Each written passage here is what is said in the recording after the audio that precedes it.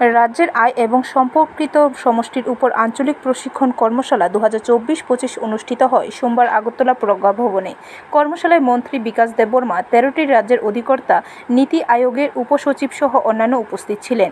কর্মশালার পর প্রজ্ঞা ভবনে সাংবাদিক সম্মেলন করে মন্ত্রী বিকাশ দেববর্মা বলেন, রাজ্য আয় সম্পর্কিত বিষয় নিয়ে এই দিনের বৈঠকের আয়োজন করা হয়েছে।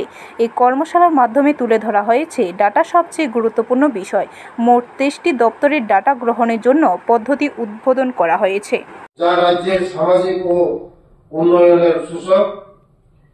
ত্রিপুরায় 8 জেলায় উত্তর পূর্বাঞ্চলের জেলাগুলির এসডিজি সূচকে 2021-22 15 জেলার মধ্যস্থান পেয়েছে।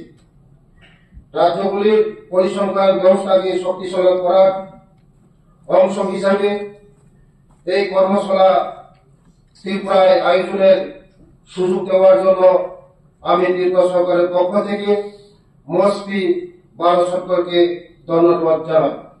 ব্যুরো রিপোর্ট, খবর ত্রিপুরা।